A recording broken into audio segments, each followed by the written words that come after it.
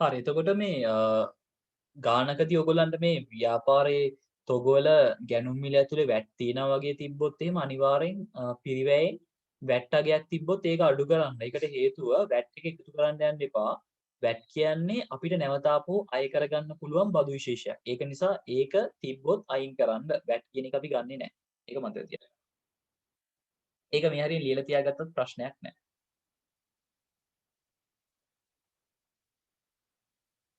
ඒක හොයන විදිය තමයි මේ දාලා තියෙන්නේ. මතක තියාගන්න වැට් තිබ්බොත් අපි ගන්නෙ නෑ වැට්. වැට් ගැනුම් ඇතුලේ තියෙනවා කිව්වොත් අනිවාර්යෙන් අඩු කරනවා.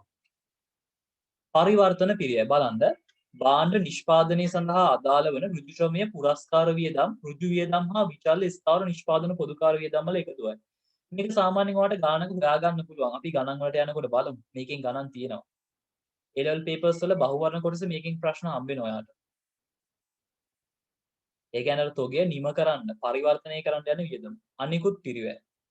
තොග වර්තමාන තත්ත්වයට හා ස්ථානයට ගෙනීමට දරන අනිකුත් පිරිවැය වේ. ඒ කියන්නේ විශේෂ ඇණවුමක් වෙනුවෙන්ම දැරූ මෝස්තර නිර්මාණ ගාස්තු නමුත් පහත වියදම් තොග පිරිවැය තුළ ඇතුළත් නොකර කාලච්ඡේදයේ වියදමක් ලෙස ඇතුළත් කරනවා. ඒ කියන්නේ සාමාන්‍යයෙන් අර විශේෂයෙන්ම දරපු මෝස්තර නිර්මාණ වගේ ගාස්තුවක් තියෙනවා නම් තොගේ පිරිවැය තුළ ඇතුළත් කරන්න පුළුවන්ලු. හැබැයි මේ පල්ලෙහා තියෙන ඒවා නම් වියදමක් විදිහට ඇතුළත් කරන්න. ඒක නිසා ඒක පොඩ්ඩක් highlight කරගමුද? පහත වියදම් කියන තැන පොඩ highlight කරගන්න. මෙන්න මෙතන. පහත වියදම් තොග පිරිවැය තුල ඇතුළත් නොකර ඒ ටික පොඩ්ඩක් highlight කරගන්න. කාලච්ඡේදයේ වියදමක් ලෙස ඇතුළත් කරේ කියලා. මේ වගේ සත්‍ය අසත්‍ය ප්‍රශ්න වලදී වගේ අහන්න පුළුවන්. නැත්තම් ගානකදී මේ වගේ පිරිවැයකුත් දීලා ඒක ගන්නවද නැද්ද කියලා වගේම බලාපොරොත්තු වෙන්න පුළුවන්. ඔයාලා මේව මතක තියාගෙන ඉන්න ඕනේ. ඒක අනිවාර්යෙන් කියන්න ඕනේ. මොකද ඔයගොල්ලෝ මතක තියාගත්තේ නැත්නම් ඔයගලන්ට ගණන් හදන්නත් අමාරු වෙයි. ඔයගොල්ලෝ ගොඩක් ගණන් හදනකොට තියෙන අඩුපාඩු තමයි ඔයගොල්ලෝ අමතක කරනවා ගණන්. හදන ක්‍රම එහෙම. එහෙම කරන්න එපා. ඔයා ගණන් හදලා හුරු වෙන්න ඕනේ. ක්‍රම අමතක වෙන්න දෙන්න එපා. බලන්න මේකට ගන්න නැති දේවල් අසාමාන්‍ය ලෙස අමුද්‍රව්‍ය, ශ්‍රමය, පොදුකාර අපතේ යාම. අසාමාන්‍ය විදියට ව්‍යාපාරයේ තියෙන දේවල් අපතේ ගියොත් ඒ කියන්නේ සේවකයන්ගේ නොසලකලිවත්කම නිසා වෙන්න පුළුවන්. ව්‍යාපාරයේ වතුර කුමි වූදුරක් ඒ වගේ දේවල් නිසා වෙන්න පුළුවන්. ඒ වගේ අපතේ යාම අපි කියන අසාමාන්‍ය අපතේ අන්න ඒ වගේ දේවල් ගන්න එපාලු මෙන්න මේ තොගයක පිරිවැයක් විදියට. ඊට පස්සේ ගබඩා කරන්න වෙනවා නම් විශේෂ අවස්ථාවලදී ඒ කියන්නේ කවුරු හරි කෙනෙක් අපහාර ලොකු ඕඩර් එකක් ඉල්ලනවා. ඒ කියන්නේ එක්කෙනෙක් එකපාර හදිස්සියෙම ඕඩර් එකක් ඉල්ලනවා. සාමාන්‍යයෙන් අපිට එච්චර ලොකු ඇණුමක් එන්නේ නැහැ. කලාතුරකින් ලොකු ඇණුමක් ආවට පස්සේ අපිට රෙදි ටික හරි හදන බාන ටික තියාගන්න තැනක් ඕන. සාමාන්‍යයෙන් අපි වෙනදට නම් එච්චර තියාගන්නේ නැහැ. ෂොප් වලට දානවා. ඒ අවශ්‍ය ප්‍රමාණයට කවුරු හරි කෙනෙක් විතරක් විශේෂයෙන් ඕඩර් එකක් දුන්නොත් අපිට සමහරට ඉඩ නැහැ මේ හදන එක තියාගන්න. ඉතින් අපිට සිද්ධ වෙනවා වෙන තැනක් පොඩ්ඩක් පොඩි දවසකට දවස් කීපයකට කුලියට වගේ ගන්න. එතකොට ඒ වෙනුවෙන් දරන පිරිවැයක් තිබ්බොත් ඒ වගේව ගන්නත් එපාලු. ඊට පස්සේ බෙදා හැරීම වියදම්. ඒ කියන්නේ අපි බාණ්ඩ කාට හරි කෙනෙකුට ප්‍රවාහනය කරලා දෙනවා නම් අපි හදන බාණ්ඩ ටික අපි ලීබඩු වගේ හදනවා නම් අපි හදන ලීබඩු ටික කෙලින්ම ඒ ගනුදෙනුකරුවන්ට ගිහිල්ලා දෙනවා නම් ඒ වගේව ගන්නත් එපාලු. මූල්‍ය වියදම්. ඒ කියන්නේ බැංකු ණයක් වගේ අරගෙන පොලියක් වගේ තියෙනවා නම් ඒ වගේ දේවල් ගන්නත් එපාලු.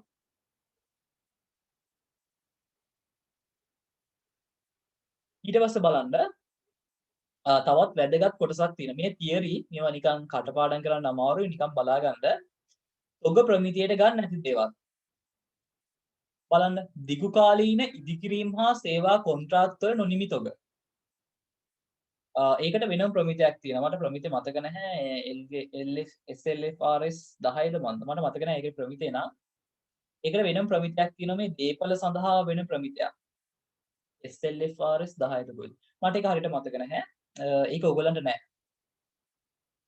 ඊට පස්සේ ඒක බය වෙන්න එපා ඒක ඔයගලන්ට එන්නේ නැහැ. කෘෂිකාර්මික තොග, පශු සම්පත් තොග මේවත් ගන්නේ නැහැ. ඒ කියන්නේ ඔය අපි ගත්තොත් ඔය මොනවද පොල් වත්තක පොල් ගස් ඒ වගේ දේවල් ගන්න නැහැ. ඒ කියන්නේ කෘෂිකාර්මික තොග ගන්න නැහැ. ඊට පස්සේ තව ගත්තොත් එහෙම ඔය කිරි ෆැක්ටරි එක ඒ කියන්නේ ඔය ඔයගොල්ලෝ බොන පිටි කිරි හදන්නේ අන්න ඒ වගේ කිරි හදන ෆැක්ටරි එක ගවය වගේ ඒ වගේ කට්ටියව ගන්නෙත් නැහැ. නැත්නම් කෙනෙකුට තර්ක කරන්න පුළුවන් ඉතින් ඒගොල්ලොත් මෙහෙම ගන්නව නේද ඊට පස්සේ ෆාම් එකක කුකුල්ලු අන්න ඒගොල්ලෝ ගන්නෙත් නැහැ. ඒගොල්ලෝ මාස 12ක් ඉන්නේ නැහැ. ඒකට ජංගම වෙනව නේද? ඒගොල්ලෝ නේද නොනිමි නිවි ඒ වගේ නේද? එහෙම කියලා අහන්න පුළුවන්. නෑ අපි ඒගොල්ලෝ ගන්නෙත් නෑ මේකට. මේ ප්‍රමිතියේදී අපි ඒක ගන්නෙත් නෑ. ඒක මතක තියාගන්න. දෙකක් විතර මතක තියාගන්නකො.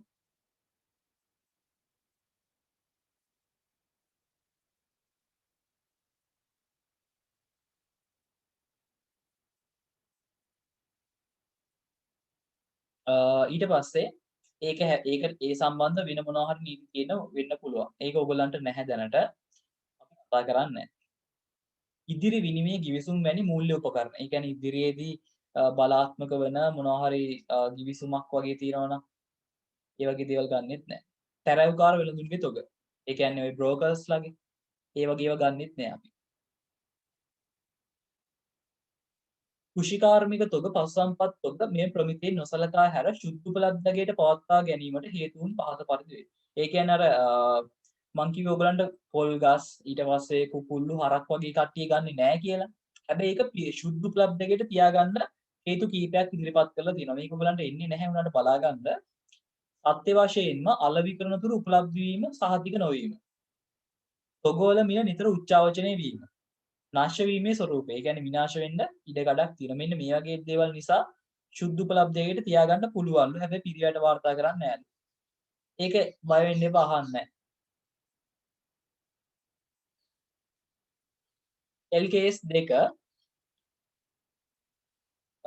LKS 2ට අනුව අවසාන තොගේ පිරිවැසවීමට භාවිතා කළ හැකි ක්‍රම. මතකද මම අවසාන තොගේ පිරිවැය හොයන්න ක්‍රම දෙකක් පාවිච්චි කරන්න පුළුවන් කියලා කිව්වා. නිශ්චිත හඳුනා ගැනීමේ ක්‍රමයයි පිරිවැය සූත්‍රයි කියලා. නිශ්චිත හඳුනා ගැනීමේ ක්‍රමය තමයි මෙතනදී අපි කතා කරන්නේ. ඔයාලට ඕන නම් මේක highlight කරගන්න. අවසාන තොගේ පිරිවැසීමට භාවිතා කළ හැකි ක්‍රම කියන එක.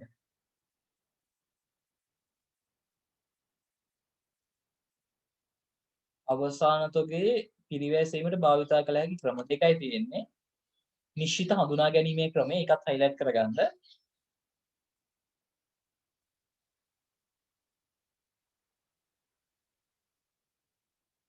බලමු. අයිතමෙන් අයිතමයට පිරිවැය විශාල ලෙස වෙනස් වන පැහැදිලිව වෙන්වෙන් වශයෙන් හඳුනාගත හැකි සුළු සංඛ්‍යාවක් පවතින ව්‍යාපාරයකට මෙම ක්‍රමය යෝග්‍ය වේ. දැන් බලන්න මේක උදාහරණ දීලා තියෙනවා. කැටයම් ව්‍යාපාරයක්. ව්‍යාපාර යක් කියලා දෙකක් යයනු දෙකක් එන්නේ ඒක යන්නක් තියාගන්න. කෞතුක භාණ්ඩ අලෙවි කරන ව්‍යාපාරයක්. මෝටර රථ අලෙවි කරන ව්‍යාපාරයක්. දැන් කාර් සේල් එක ගත්තා කාර් ගොඩක් නෑනේ. ගණන් කරන්න පුළුවන් සංඛ්‍යාවක් නේ තියෙන්නේ. ඒ කියන්නේ 10ක් 15ක් 5ක් 6ක් ඒ වගේ තියෙනවා. ඉතින් ඒවයි විශාල වශයෙන් එකට එකක් වෙනස් වෙනවා. ඉතින් ඒගොල්ලන්ගේ තොග විදිහට වාර්තා කරන්න පුළුවන් ඒක. එච්චර ප්‍රශ්නයක් නෑ. ඊට පස්සේ කැටයම් ව්‍යාපාරේ කැටයම් ගොඩාක් නෑනේ. සාමාන්‍ය ප්‍රමාණයක් තියෙන්නේ. ඉතින් හැබැයි එකකට එකක් ගණන් වෙනස්.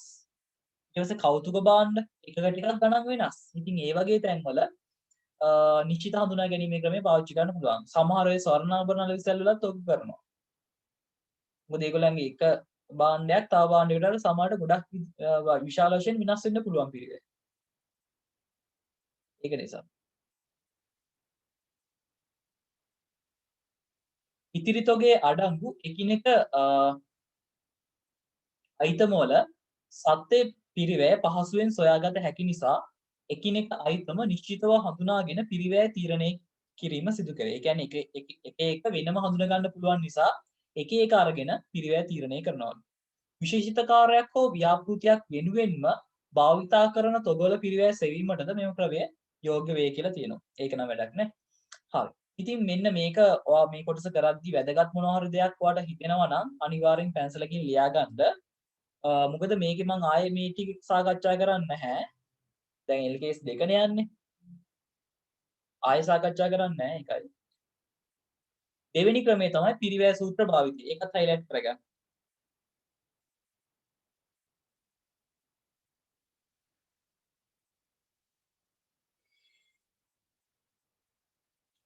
අයිතමෙන් අයිතමයකට පිරිවැය විශාල ලෙස වෙනස් නොවන. ඒකයි මම අර කිව්වේ සබන් ගත්තොත් සබන් ಜಾති ඔක්කොම වගේ එකම එකගේ මිල ගණන්නේ. අන්තාලේප ගත්තොත් දන්තාලේප ಜಾති ගොඩාක් තියෙනවා සමාන මිල ගණන් තියෙන. ඉතින් අන්න ඒ වගේ පිරිවැය එකකින් එකකට විශාල වෙනස් වෙන්නේ නැති ව්‍යාපාරිකට හොඳයි මේ පිරිවැය සූත්‍ර කියන ක්‍රමය. පැහැදිලිව වෙන්වෙන් වශයෙන් හඳුනාගත නොහැකි විශාල සංඛ්‍යාවක් පවතින ව්‍යාපාර සඳහා මෙම ක්‍රමය යෝග්‍ය වේ. සිල්ලර වෙළඳසැලක්, ඇඟලුම් සපත්තු, සිසිල් බීම නිෂ්පාදන ආයතන වල තොග. අන්න ඒගොල්ලන්ට මේක හොඳයිලු. ඒ පැත්ත තමයි අපිට කතා කරන්න තියෙන්නේ.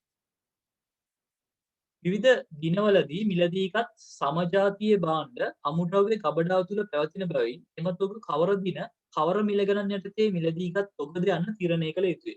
මේ සඳහා පිරිවැය සූත්‍ර භාවිතා කරේ. පිරිවැය සූත්‍ර ඔන්න දෙකක් තියෙනවා. ඕගොල්ලන්ට මේ දෙක විතරයි තියෙන්නේ. ශ්‍රී ලංකා ගිණුම් කරන ප්‍රමිතාංක 2ට අනුව නිර්දේශිත පිරිවැය සූත්‍ර දෙක තියෙනවා. අංක 1 පළමු ඇතුළු පළමු පිට ක්‍රමය, අංක 2 බර තැබූ සාමාන්‍ය ක්‍රමය WAC ක්‍රමය කියලා අපි කියනවා. හරි. අපි මේ ක්‍රම දෙකත් පොඩ්ඩක් highlight කරගමුද? මේ ක්‍රම දෙක.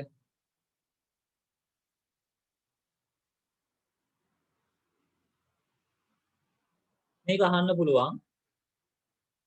මේක බාර මේ ෆස්ට් පේපර් එකේ ලියන කොටසේ අහන්නත් පුළුවන්. මොකද ගොඩක් අයට මේක පැටලෙනවා. සමහර අය ලියනවා පිරිවැය ශුද්ධ උපලබ්ධයගේ, තව සමහර අය ලියනවා අයිතම ක්‍රමේ කාණ්ඩ ක්‍රමය, තවත් සමහර අය තමයි මේ FIFO වැක් කියලා ලියන්නේ. ඉතින් අර ගොඩක් පැටලෙනවා මේක කට්ටියකට. පිරිවැය සූත්‍ර කිව්වම සූත්‍ර දෙකයි තියෙන්නේ. පළමු ඇතුළු පළමු පිට බර තැබූ සාමාන්‍ය ක්‍රමය. සාමාන්‍ය මිල ක්‍රමය කියලාත් අපි කියනවා. සාමාන්‍ය මෙම ක්‍රම දෙකෙන් ව්‍යාපාර ආයතනයකට ගැලපෙන වඩාත් යෝග්‍ය ක්‍රමයේ කළමනාකාරයන්ට තෝරගන්න පුළුවන්. ඒ කියන්නේ මේ කැමැති ක්‍රමයේ තෝරගන්න එක ඒක කළමනාකරණයේ යෝග්‍යතාවය අනුව. ඒ කියන්නේ ඔයගොල්ලන්ට කැමැත්ත තියෙනවා. ඔයගොල්ලෝ කළමනාකරුවෙක් නම් ඔයගොල්ලන්ගේ තොගේ ගණනය කරන්නේ FIFO වලටද වැක් ක්‍රමයටද කියලා තීරණය කරන්න. එමෙන්ම මෙම ක්‍රම දෙකට වඩා උචිතම ක්‍රමයක් පවතී නම් තොගාගේ කිරීමේදී එම ක්‍රමය යොදා ගැනීමද කළ හැකිය. ඇතැම් ව්‍යාපාර ආයතන ප්‍රමිත මිල ක්‍රමය, සිල්ලර මිල ක්‍රමය යොදා ගනියි. ඒ කියන්නේ මේ දෙකටම වඩා සමහර තැන්වල වෙන ක්‍රමයක් පාවිච්චි කරන්න පුළුවන් නම් කමක් නෑලු ඒක පාවිච්චි කරන්න. එතකොට එහෙම පාවිච්චි කරන්න පුළුවන් ක්‍රම දෙකකුත් දීලා තියෙනවා. මේකෙන් වෙනම ගණන් හදන්න නැහැ කියා දෙන්න පුළුවන්. ප්‍රමිත මිල ක්‍රමය, සිල්ලර මිල ක්‍රමය. අන්න ඒක පොඩ්ඩක් highlight කරගන්න. ඒ කියන්නේ මේ දෙකම පාවිච්චි කරන්න නැතුව ඕනනම් මෙන්න මේ ක්‍රම දෙක පාවිච්චි කරන්න පුළුවන්. ඒක පොඩ්ඩක් highlight කරන්න. ප්‍රමිත මිල ක්‍රමය, සිල්ලර මිල ක්‍රමය. මට මතකයි එක අවුරුද්දක මේ සිල්ලර මිල ක්‍රමය කියන්නේ මොකක්ද කියලා නිර්වචනය කරන්න අහන්න තිබ්බා. මට අවුරුද්ද නම් මතක නෑ. එතකොට ඒක ටිකක් අර වෙනස් නිර්වචනයක් නිසා මතක තියාගන්න අමාරුයි ඔයගොල්ලන්ට. ඒක නිසා පොඩ්ඩක් මේක බලා ගන්න ඕනේ. අපි බලමු ඉස්සරහට ගිහිල්ලා මොකක්ද මේ ප්‍රමිත මිල ක්‍රමයයි සිල්ලර මිල ක්‍රමයයි කියන්නේ කියලා. හරි. ඔයාලට එහා පැත්තේ දීලා තියෙන ඔන්න ඒ ක්‍රම දෙකක්.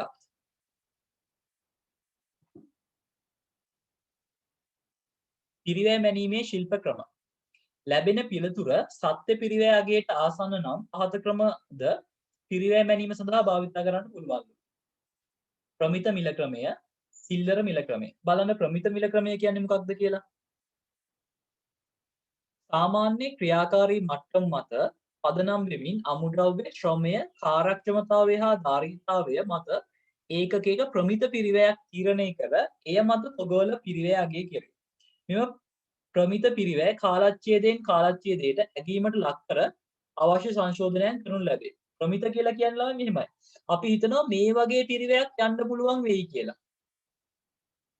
ඔගේ එක පිරිවැය තීරණය කරද්දී අපිට එකපාරටම කියන්න බැරි නම් මේකට මෙච්චරක් යනවා කියලා අපිට පුළුවන් ප්‍රමිතයක් මත. ඒ කියන්නේ අපි මොකක් හරි කරුණු කීපයක් මත ගොඩනගාගත්ත සම්මතයකට අනුව මිලක් නකුළු කරගන්න. ඒ කියන්නේ අපි අර වෙලාවට කියන්නේ මෙච්චරක් වගේ යයි අර ඒ වගේ කියනවා අහලා ඇති. ඔය ගරාජ් එකකට ගිහිල්ලා මොකක් හරි වැඩක් කරගන්නකොට අපි මොකක් හරි භාණ්ඩයක් ගන්න යනකොට ලී බඩුවක් මොනවා හරි ගන්න යනකොට ඒ සමහරට වඩු කාර්මිකයා කියයි මේ වගේ ගාණක් කියයි. ඒ කියන්නේ ප්‍රමිත මිලක් කියන්නේ. ඒ මිලම නෙමෙයි. එකට වඩා වැඩි වෙන්නත් පුළුවන් අඩු වෙන්නත් පුළුවන්. අන්න ඒ වගේ එකට අපි කියන ප්‍රමිත මිල ක්‍රමයක් කියලා.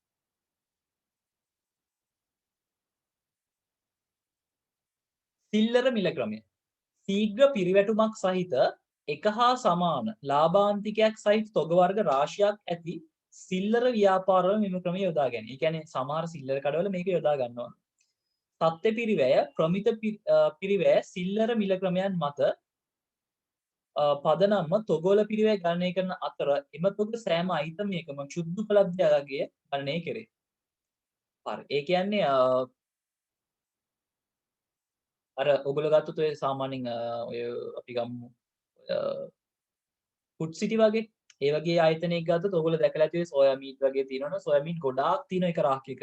අන්න ඒ වගේ එක හා සමාන ලාභාන්තිකයක් ලකුණු කරලා තියෙන බාණ්ඩ ඒව ඒ හැම සෝයා මීට් එකකින්ම හම්බෙන්නේ සමහරට එක හා සමාන ලාභාන්තිකයක්. ඉතින් අන්න ඒ වගේ එක හා සමාන ලාභාන්තිකයක් තියෙන වගේ අවස්ථාවකදී සිල්ලර මිල ක්‍රමය කියන එක යොදා ගන්න පුළුවන්. අනතුරුව තොගවල පිරිවේ අවශ්‍ය අවස්ථාවන් වලදී ශුද්ධ උපලබ්ධකයේ දක්වා කපා හරිමින් අවසාන ගිණුම්වල ඇතුළත් කළ යුතු තොගාගේ තීරණය කරනවා.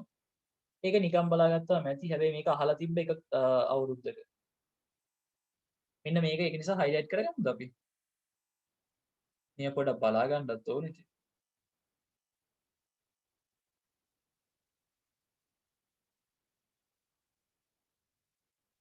මෙන්න මේ ටික හයිලයිට් කරගන්න. ශීඝ්‍ර පිරිවැටුමක් කියලා කියන්නේ වැඩි විකුණුම් ප්‍රමාණයක් කියන එක. ශීඝ්‍ර පිරිවැටුමක් කියන්නේ වැඩි විකුණුම් අලවියක් විකුණුම් ආදායමක් අන්න ඒ වගේ අදහසක් තියෙනවා. ගොඩක් ඔය කඩේක ගත්තොත් කඩයක මුදලාලි කෙනෙක් සමාන ලාභයක් ලාභාන්තයක් තමයි ලකුණු කරන්නේ. ගොඩක් වෙලාවට.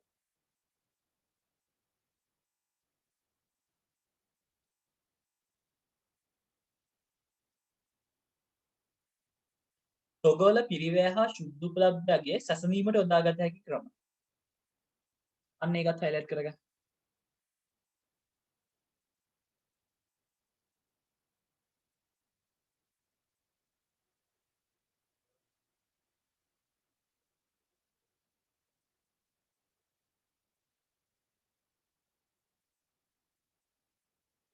මේ සඳහා විකල්ප ක්‍රම දෙකක් පවතින අතර සුදුසු ක්‍රමයක් තෝරාගත හැකියි. එකක් අයිතම ක්‍රමය අනිත් එක සමූහ ක්‍රමය. මේ සමූහ ක්‍රමයට අපි කාණ්ඩ ක්‍රමය කියලාත් කියනවා. සමහරු සමස්ත ක්‍රමය කියලාත් කියනවා.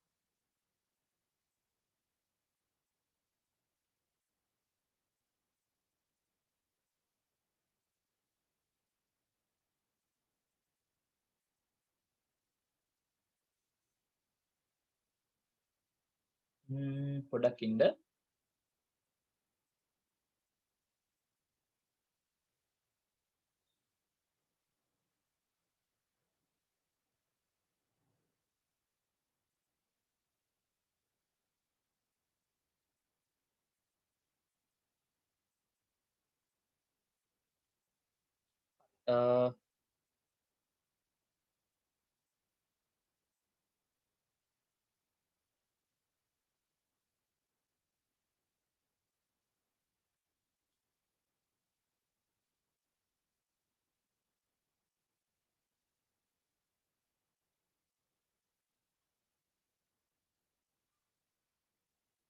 හරි.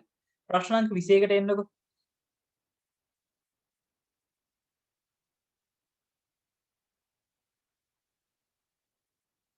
බලන්න මේකේ. සීමිත වර්ණ සමාගමේ තොගවල තොග වාර්තාවල පහත් සඳහන් දෑ පෙන්눔 කළේ කියලා අපිට දීලා තියෙනවා නිෂ්පාදිතය කියලා. ඒ කියන්නේ භාණ්ඩ වර්ගය දීලා තියෙනවා A B C කියලා. ඒකක ගණන දීලා තියෙනවා 100යි 300යි 150යි කියලා. ඒකකයක පිරිවැය දීලා තියෙනවා රුපියල් 2යි. මේ රුපියල් 2යි තියෙන්නේ.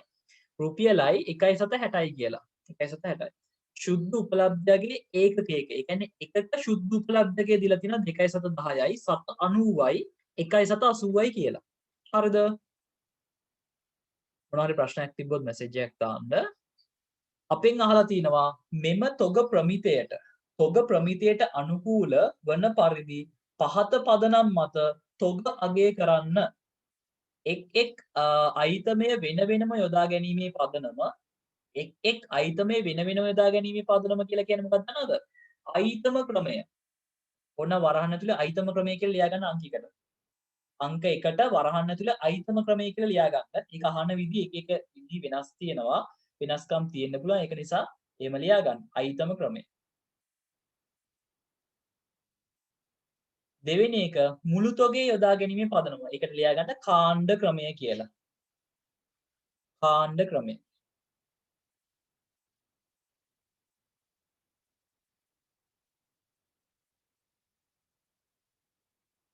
හරි නේද? දැන් මම මේක හදන්න යන්නේ. ඊට පස්සේ මම මේ තියරියට යන්නම්. මේක හදලා අපි තියරියට යන්න. අපි ලියන පොතට ගිහිල්ලා ලියාගමු අයිතම ක්‍රමය හා කාණ්ඩ ක්‍රමය කියලා. ගානක් තරංග ගියා නම් හරිනේ.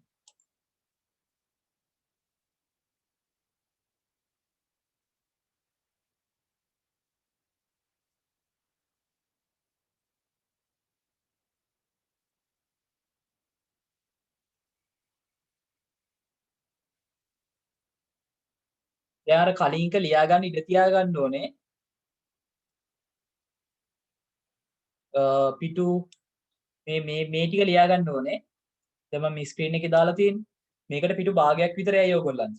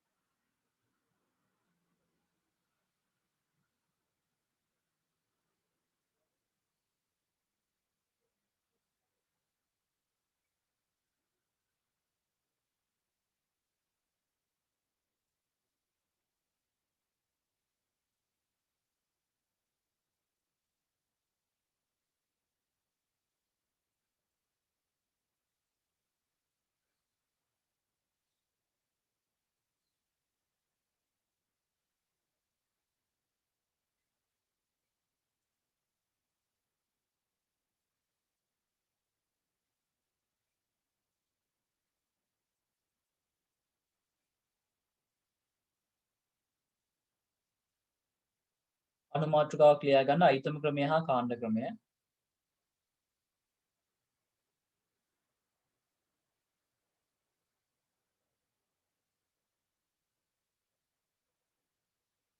මේකට සමූහ ක්‍රමය කියලා කියන්නත් පුළුවන්. හරි. මේ අංක 1 අහලා තියෙන අයිතම ක්‍රමය. අංක 2 අහලා තියෙන්නේ කාණ්ඩ ක්‍රමය.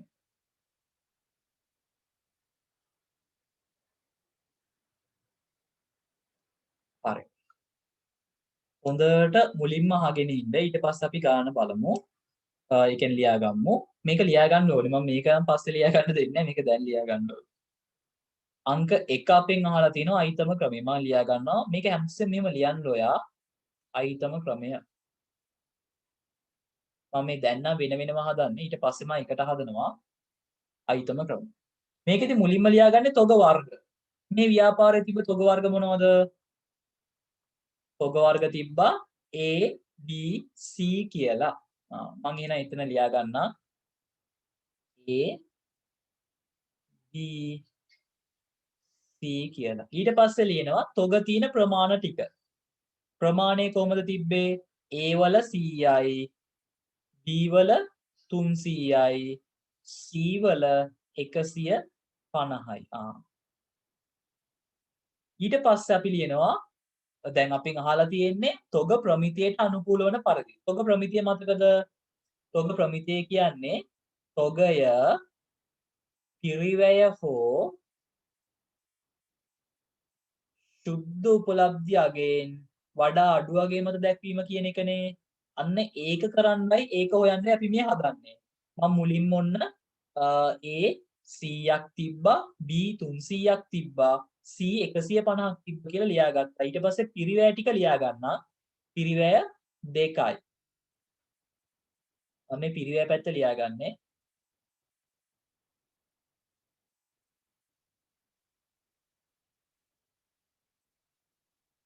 ඒ කියන්නේ A වල මුළු පිරිවැය වෙනවා කීයක්ද? 200යිනේ. දෙක ගානෙනේ තිබ්බේ. B වල නම් තිබ්බේ එක ගානේ. ඒ කියන්නේ පිරිවැය 300යි. C වල තිබ්බේ කීය ගානද?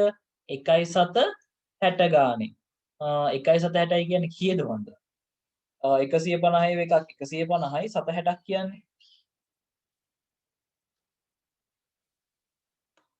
මම වැඩි කරලා ගන්නනේ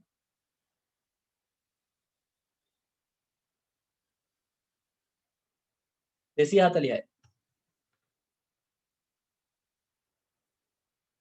ඔයගලන්ට කැල් පාවිච්චි කරන්න පුළුවන් හරි මේ විදිහට මම පිරිවැය ටික ලියාගත්තා හරිද හරිම ලේසියිනේ බලන්න ABC කියලා අයිටම ටික ලියාගත්තා කීයක් තිබ්බද එකක ගාන ලියාගෙන පිරිවැය ගානෙන් වැඩි කරලා මුලින්ම තිබෙ පිරිවැය නෙමෙයි ඒකක පිරිවැය කියලානේ ඉතින් මුළු පිරිවැය හොයාගන්න මම මෙහෙම කළා ඒකකෙන් ඒකකෙන් මුළු පිරිවැය ටික හොයාගත්තා ඊට පස්සේ මම කරන්නේ මොකක්ද දන්නවද සුද්ධ උපලබ්ධය හොයනවා මම ඒක පොඩ්ඩක් මේ හරියට වෙන්න ගන්නවා ලියන්න සුද්ධ උපලබ්ධි අගය බලන්න මේකේ සුද්ධ උපලබ්ධකයේ තියෙනවා 100 ගානේ 100යි තිබිලා තියෙන ඒවල සුද්ධ උපලබ්ධකයේ 2.10 එහෙනම් මම මෙතනම ලියනවා මෙහෙම 100 වැඩි කිරීම ලියන්න දෙයක් නැහැ නේද 2.10යි ඒ කියන්නේ ඔක්කොම 210යි සුද්ධ උපලබ්ධකයේ ඒවල B වල ගත්තොත් 300ක් තිබිලා තියෙනවා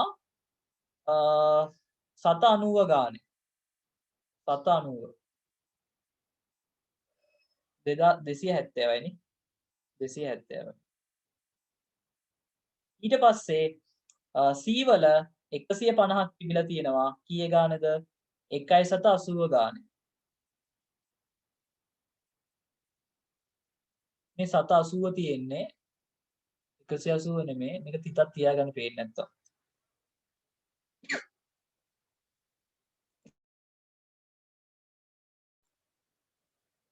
ඊට පස්සේ 150 180ෙන් වැඩි කරලා බලමු 270යි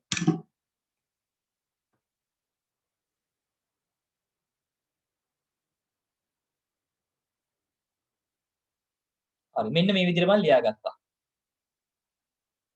ඔයාට මෙන්න මේ ටික නම් කරගන්න පුළුවන්කම තියෙන්න ඕනේ මම සාමාන්‍ය දෙයක් කරේ මෙතන බලන්න ගොඩක් ඒ කියන්නේ මේක අමාරු නැහැ අයිතම ඒ කියන්නේ තියෙන තොග જાතිය ටික ලියාගත්තා ඊට පස්සේ මුළු පිරිවැය හොයාගත්ත එකින් එකට මුළු සුද්ධ උපලබ්ධකේ හොයාගත්ත එකින් එකට එච්චරයි කළේ වෙන මුකුත් කළේ නැහැ විශේෂ දෙයක් හරි ඊට පස්සේ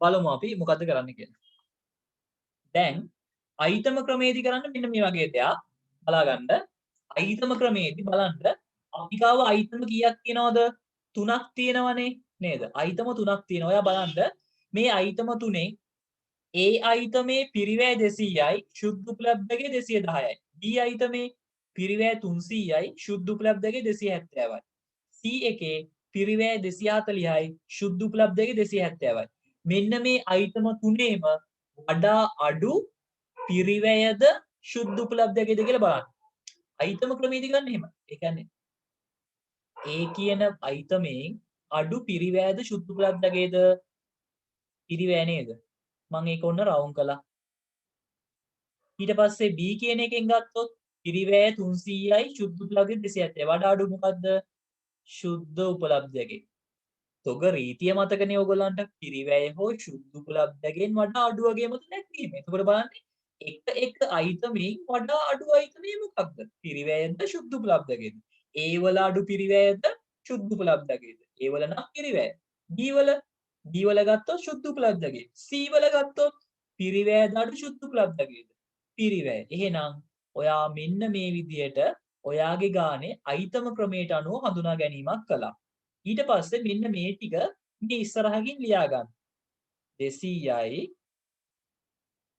300යි sorry 300 නෙමෙයිනේ B වල 270යි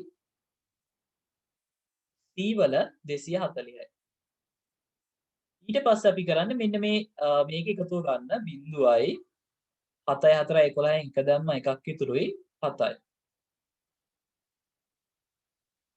මෙතනත් එකතුව ගන්න පිරිවැයත් 0යි 4යි 5යි 2යි 7යි.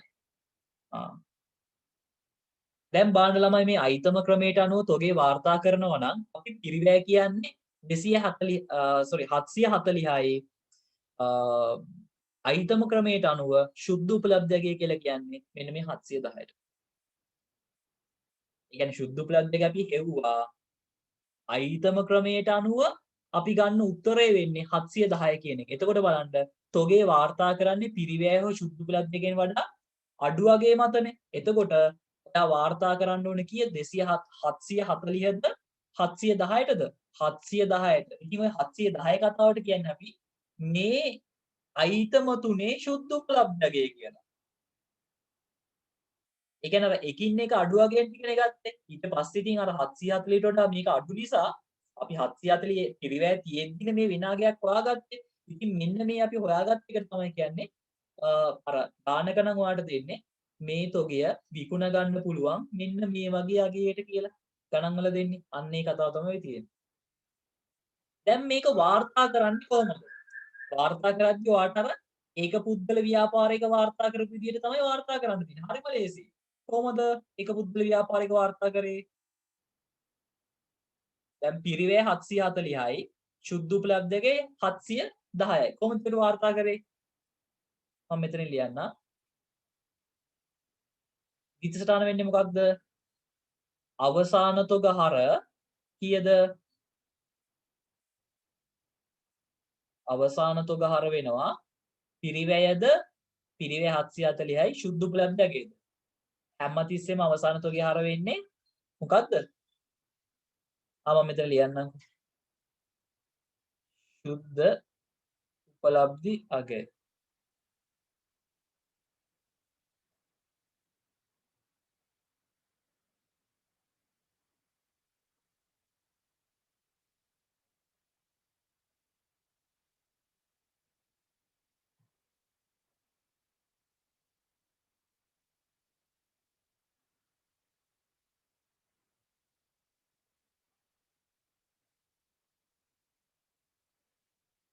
මෙහෙම වෙන්නේ මේක මම කියන්න ඕනේ.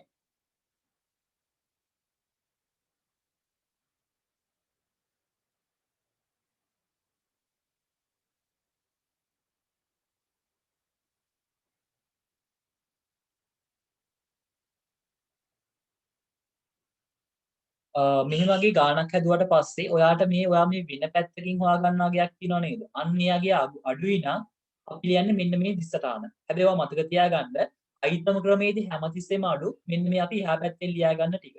ඒ කියන්නේ මෙන්න මේ වගේ කෙරෝලෙන් ලියා ගන්න ටික තමයි හැමතිස්සෙම අඩු. ඉතින් මේක තමයි හැමතිස්සෙම දිස්සටාන වෙන්න ඕනේ. අවසාන තොග හර ශුද්ධ උපලබ්ධයගේ. ඒ කියන්නේ 710යි. කපාහල තොග හර. මේක මම කලින් කියා දීලා තියෙනවා.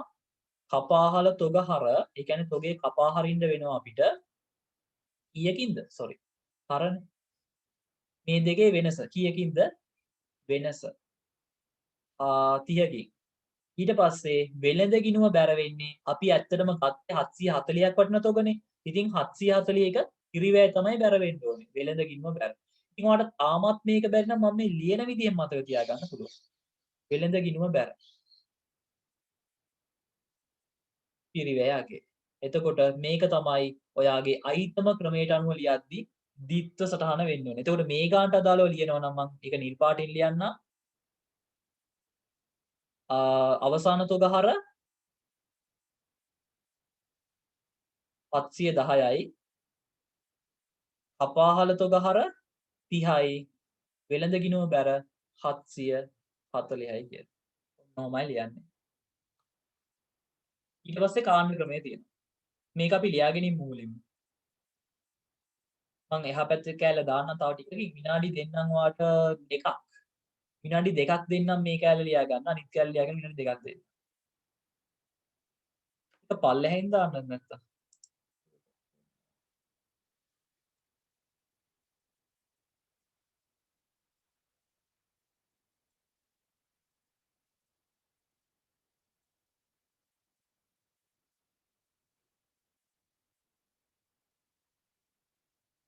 පල්ලෙහෙන් දාලා ඊට මතිනේ.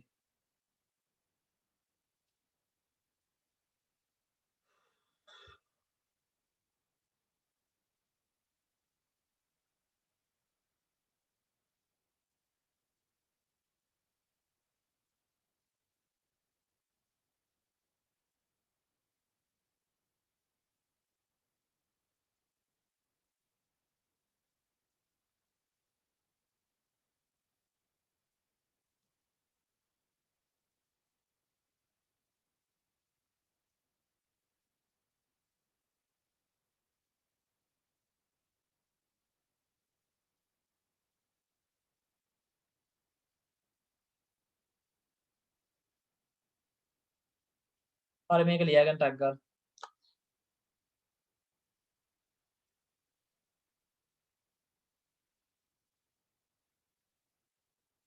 තනියෙන් හදන්න පුළුවන් ඒත් කමන්නේ.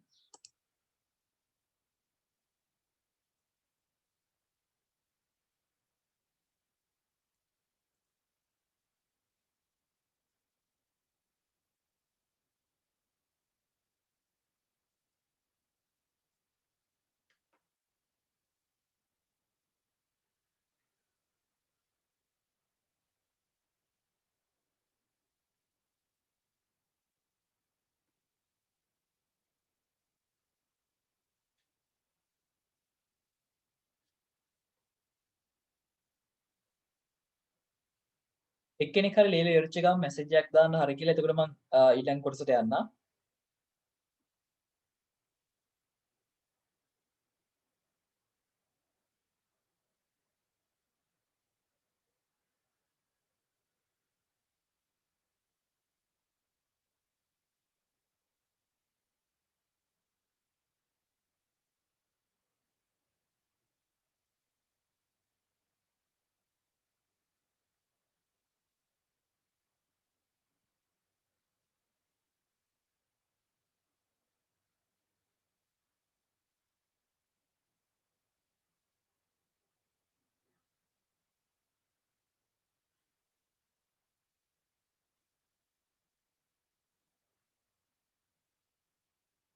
හරි. එක්කෙනෙක් ලියලා ඉවරයිලු මම විනාඩි 2 ගියේ නැද්ද මන්දා. ඒක නිසා මම මේ තව තත්පර කීපයක් ඉඳලා මම යන්නම් ඊළඟට.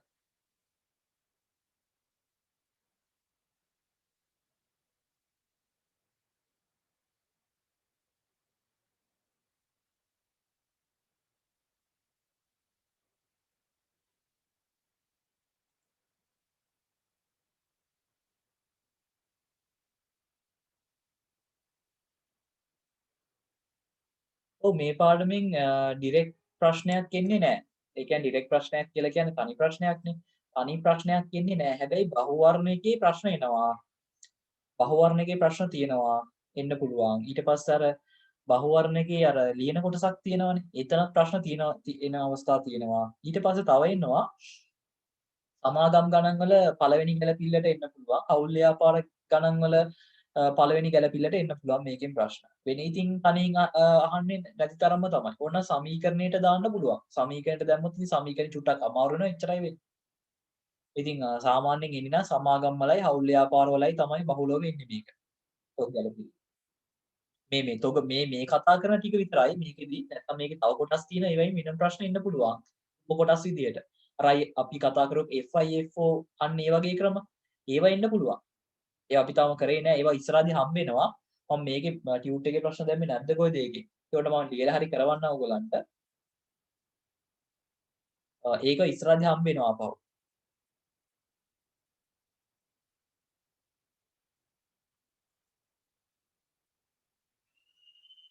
හරි. ආයෙ පාරක් ලොග් වෙන්න වෙනවා. මම ඊට පස්සේ ඊළඟ කොටස පටන් ගන්නම්. මෙතන ලියා ගන්න තව පොඩි වාක්‍යයකුත්